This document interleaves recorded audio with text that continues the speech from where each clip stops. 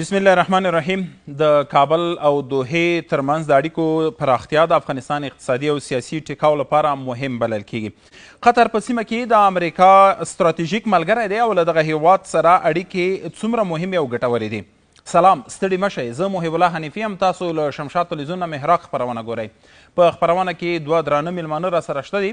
د سیاسي چارو شنونکی ښاغلی عزیز مارج صاحب او د دې ترڅنګ د پوهنتون استاد او د چارو شنونکی استاد دانشمل صاحب. دواړو ته ښه راغلاستو. مارج صاحب، که د پیل پوښتنه له تاسو وشي چې دا ډول رسمي تګ راتګونه یا ناستې یا هم مخامخ لیدنې څومره کولی شي د افغانستان او قطر ترمنځ اړیکې غښتلې کړي؟ مننه. زه هم لومړی تاسو ته نبي صاحب، ګران مېلمه ته، د ټول کارګونکو ته سلامونه کوم. ګورې، په ټوله کې نن سبا افغانستان هم ضرورت لري چې نسبتا انزوا حالت کې ده، چې نړۍ سره اړیکې ولري، هم سیاسي اړیکې، هم ټولنیزې اړیکې د ملتونو د کډوالو، او هم دارنګه ډېر مهمه اقتصادي پانګونې د موږ سوداګر هم ضرورت لري، اړتیا لري، بهرنیان هم، او هم د امنیتي و تهدید و تورستي و مشترک همکارۍ پر بنیاد د پکتو سره که موږ ضرورت لرو، مقابل لوري د سیمې هېوادونه نړۍ هم دې ته اړتیا لري.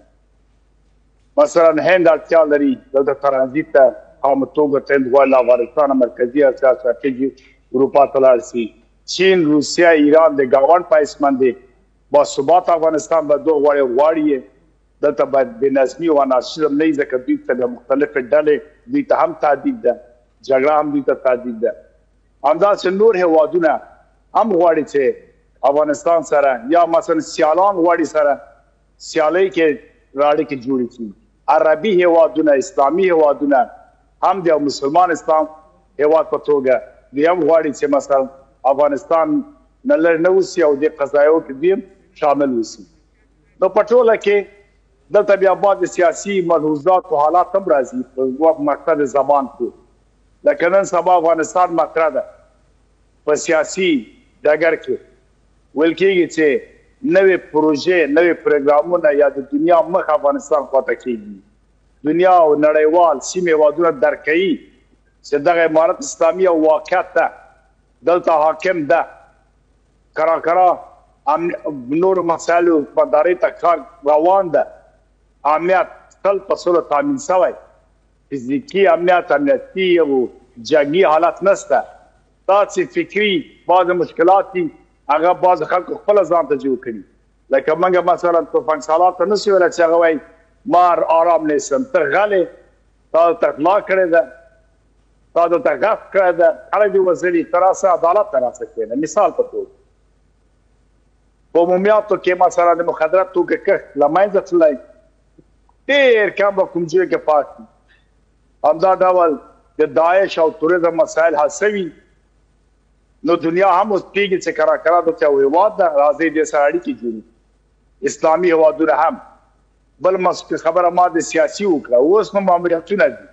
پاکستان په دې لټه کې ده دنیا ته ښایي د طالب سره اړیکې ښه نه لرم، له امارات سره زه دلته مشکلات لرم. یو خو دوی خپله له چین و روسیې سره اړیکې جوړې کړلې، غټ په پخار په بیرته بېنظمي جوړه کړه، عمران خان او دا ډله یې زنداني کړله.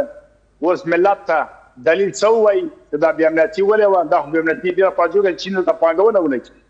اوس نو افغانستان هند ملامت، بلې خوا ته دښمني طالبانو سره ښودل، نړۍ ته ښیي چې کوم پروژه لرې زه مخالف یم، راځه ما ته یې راکړه. هلته قطر هم هلې ځلې کوي، ایران یا ترکیه هم هلې ځلې کوي. نو اوس راځو مشخص قطر ته. قطر هېواد افغانستان سره په صادقانه دوستي کړې ده. ماموریت د سولې او د خبرو اترو یې بدون تعویض و بدون مشکله حل کړ. هم د امارت کسان هلته وو، هم د جمهوریت کسان هلته وو، مختلفې ډلې. امارت یې له 2019 کاله دفتر پرانیستی و، زمینه یې مساعده کړې وه، مرستې هم بله وضع کړي موږ سره. د غیر مستقیم یا د نورو زبرځواک هېوادو سفارتونه هم اوس په قطر کې د موږ سره اړیکې ساتي پالي. د افغانستان سفارت او ډیپلوماتیک اړیکې هم جوړې کړې دي ضرورت هم نه لري چې کوم شرط جوړ کړي، ضرورت هم نه لري چې مثلا کوم سترګې پټه کړي معدن او دې ته د شتمنۍ واده.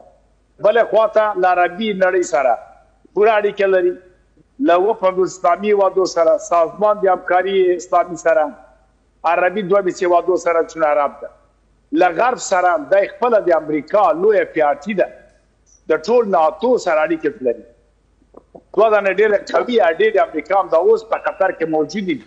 قطر په همدغه روانکي جغرافیه لبنان کوای چې کله دیګرین په دنیا باندې وکړي د افغانستان لپاره مرستې هم راجذب کړي، اړیکې هم جوړې کړي او قناعت که ورکړل شي ښه تصویر وړاندې کوای شي د افغانستان حقایق دنیا ته ښودلی شي. او خبره په دې کې ده چې د افغانستان دفاع وزیر ځوان وزیر چې ډېر زیات په مسایلو کې نه دی ورغلی دی، انشاءالله دی به قناعت ورکړي، اړیکې به جوړې شي او اړیکې به د دې له طریقه یو ټول نورې نړۍ سره تامین شي. مننه مارج صاحب. مارج صاحب که زما غږ اورئ، د افغانستان په بهرني سیاست یادولو سره یا د اصطلاح کارولو سره زموږ ذهنونو ته یوه مسله چې راوړاندې کیږي هغه هم د رسمیت پیژندلو مسله ده چې یوه ډیره بارزه یا مهمه مسله یادیږي. څه فکر کوئ چې په اوسنیو شرایطو کې دغه کوم ډول سفرونه چې کیږي د اسلامي امارت چارواکو لخوا د رسمیت پیژندلو دپاره به کومه لاره هواره شي په راتلونکي کې، یا به کوم امیدونه شته د دې دپاره څه؟ ګورې یو د رسمیت پیژندلو یو رسمي اعلان ده، یو غیر رسمي عملا موجود یو شی یو شتون لري.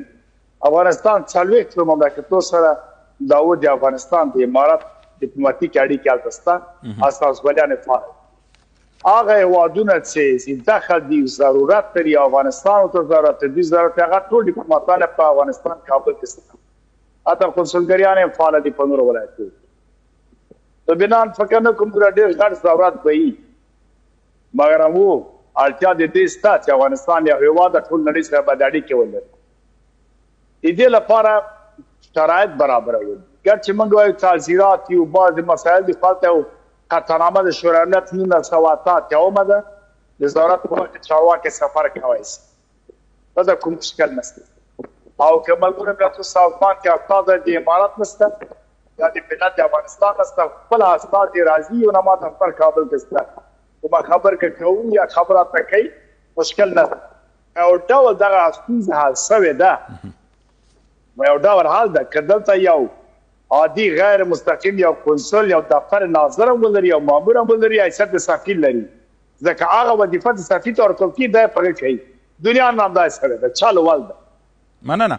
په غیر مستقیم توګه دا کار کېږي، یعنې کوم مشکل نه. ما بیا هم په ټوله کې موجود چې خو دنیا اوس سره شرایط لري، د بشر حقوق مسله ده. دلته امارت اسلامي ته پکار ده چې دغه پلمې دپاره یو لاره د حل پیدا کړي. مننه مارج صاحب، بیرته راګرځو. بله مارج صاحب، په بخښنې سره بیرته راګرځو، یوه لنډه دمه اخلو، لنډ دمې نه وروسته بیا بحث ته راوګرځو. درنو لیدونکو خپرونه دوام لري، یوه لنډه دمه اخلو.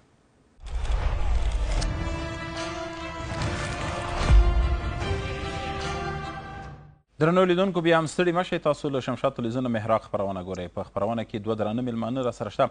مارج صاحب که زما غږ اورئ، په اوسنیو شرایطو کې سیاسي اړیکو په پاللو کې باید کوم ټکي په پام کې ونیول شي تر څو د ولس او د ولس غوښتنې او سیاستونه او دې ترڅنګ دغه کوم غوښتنې چې دي د ولس هغه قرباني نشي په ټوله کې؟ ګورې دلته سلیقې برخورد ته اړتیا نشته چې موږ ووایو چې څه وکړو، نړۍ څه وکړي. دلته یو نړیوال یو موازین جوړ کړي، اصول منځ ته راوستلي دي، یو هر هېواد امضا کړې ده.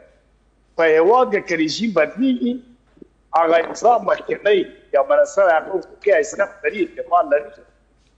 تاسو کولی چې یو رژیم راسي بل مملکت وکړي صریحا فرمان ورکړي، هغه لغوه کړي، فسخ یې کړي، هغه بیا درسته خبره.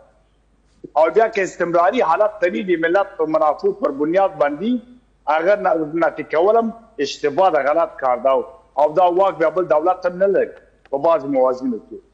نو بنان مثلا د 1960 کال کروانسین د شیکاگو او کروانسین د ویانا ډیپلوماټیک اړیکې، قونسلي اړیکې جوړې کړې، پروتوکول ډیپلوماټیک مشخص کړ، افغانستان ومانه، او هغه تر څنګ کې یو ماده د توکه ده چې څوک چې د ملګرو ملتونو سازمان غړیتوب لري دا اصول په پلي کېږي.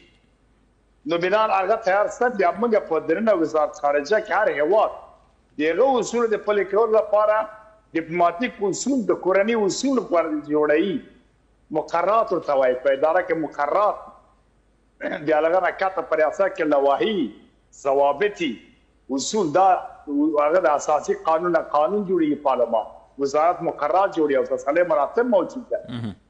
نو بنان دا تیار ستا په تشریفات وزارت خارجه کې چې مالته 11 کاله کار کړی ده دا اصول موجود دي. دې ته باید مراجعه وشي.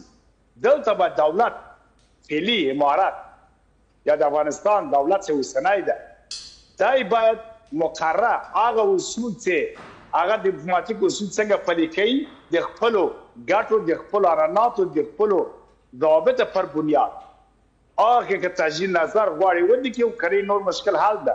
همداسې اعلانه د حقوق بشر 1940 کال د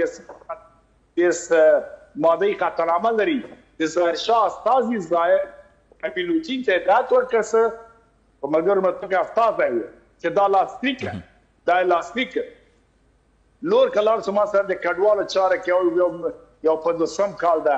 همداسې جرایم جنګي 1940 کال ده. ټولو کې دا موجود دي. خپل مشروع د ملل متحد سرات لري. نو موږ ته اړتیا لرو څنګه جو نړیوال هم دا رعایت کړي موږ هم به دا رعایت کړو.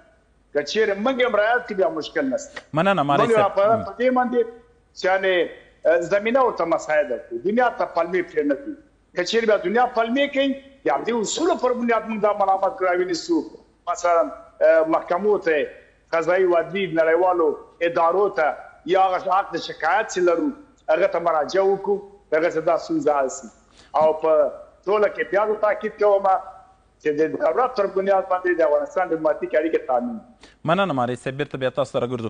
ماري صاحب له تاسو هم مننه چې په بحث کې مو ګډون را سره وکړ. کور مو ودان له تاسو مننه استاد.